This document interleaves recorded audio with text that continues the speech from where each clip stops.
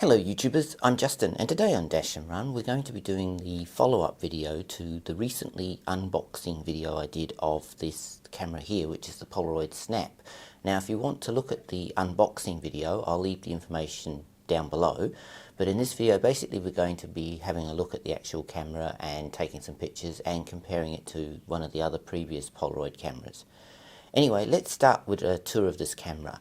So going from the front, you can see you've got your flash and you've got a lens cover. Now that's a magnetic lens cover, which is quite neat, so you won't lose that, so that's quite a handy feature. Now on this side is basically where the film will come out, and then on this side you've got your charging port, which is a micro USB, and a micro SD card slot. On the bottom you actually have a tripod mount, which is pretty neat. The back, you've got the compartment for where the film goes. Basically you just flip it like so and then the film will go in there, and you've got a couple of LEDs telling you when it's about to print and also how much charge is left in the battery. And then finally on the top you've got a few buttons here. You've got this button here which allows you to select between sepia tone, black and white, colour. This adds a border to your images, a bit like the old Polaroid images.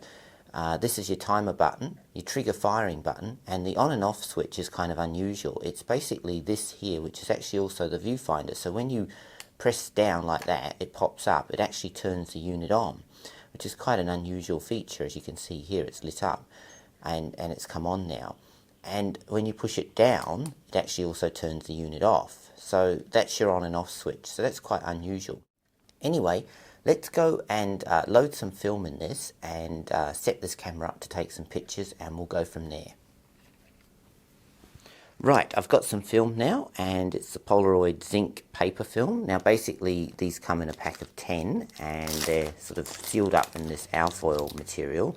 So you basically open them up and you see how you've got this blue card. You want to put that down the bottom, so that will be your first card to print out. So we load it up like so and shut that down, and then again if I push this button on the top here, which will activate it, and so now the unit will come on, and then press the trigger button and that will activate the camera to take a picture, but it won't actually take a picture. What it's going to do is it will print that blue piece of paper out, and that's like a calibration for the printer. So we just let that print out. That takes a few seconds.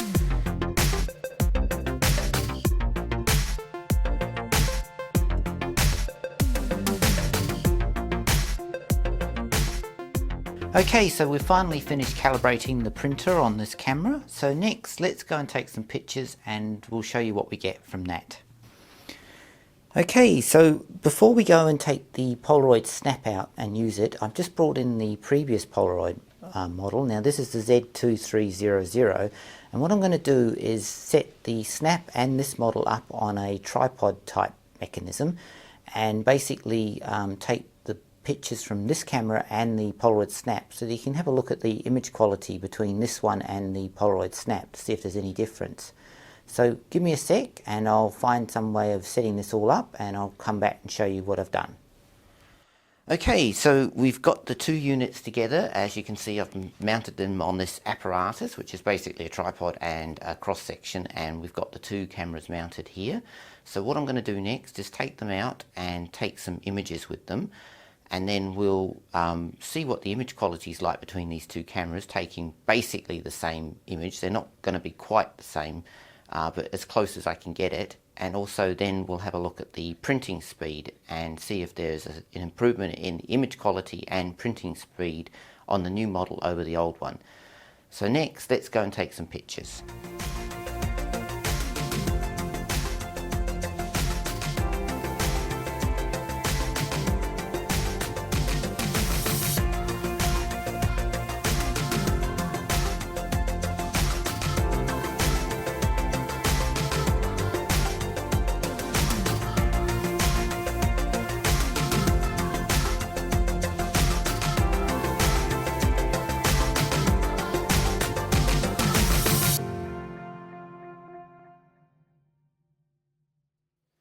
Okay, so we're doing one final test, and that's basically the print-off test. Now, we've got the two cameras sitting here, And I've got my subject, a Dalek, and I'm going to take a picture with both of the cameras, and then I'm going to let them print.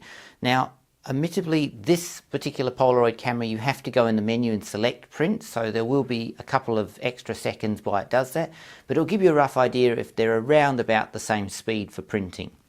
So let's take a picture and see what we get.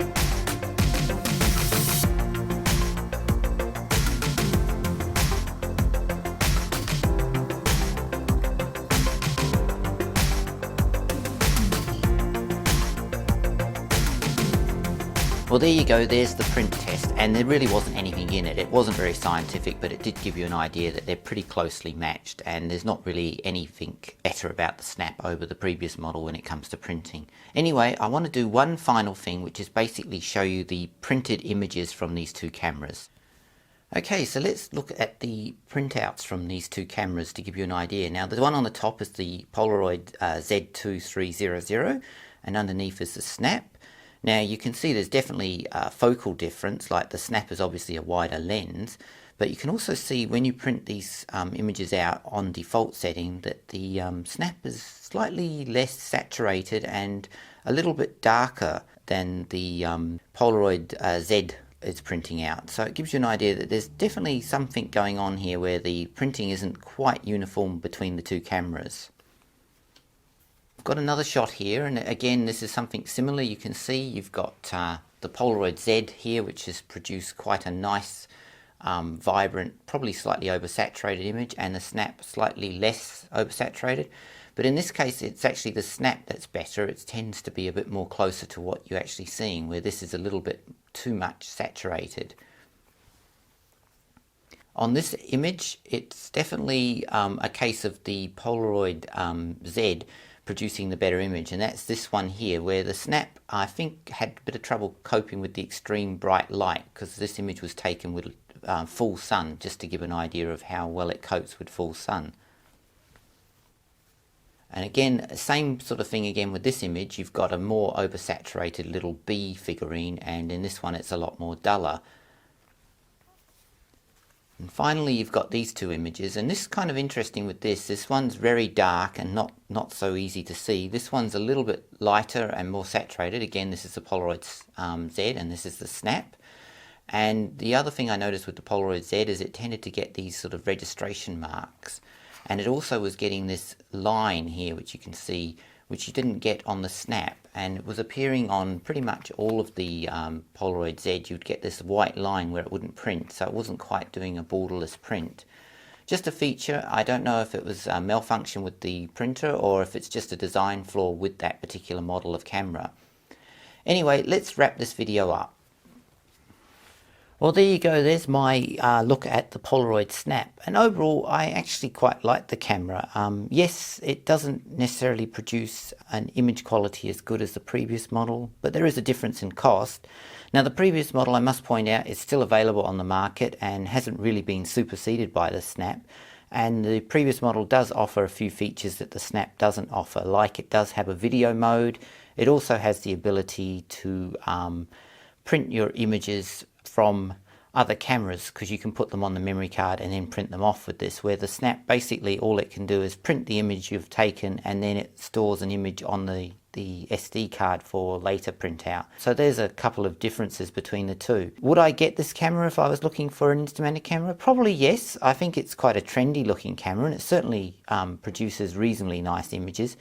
Like its predecessor, it really does need good light though, so if you are going to get these cameras, I definitely recommend when you take images with them to definitely make sure it's a well lit room, or you're doing it outside, because you'll be disappointed the quality will not look very good. Anyway, I hope this has been of interest to someone, and as always, thanks for watching and please subscribe to my channel.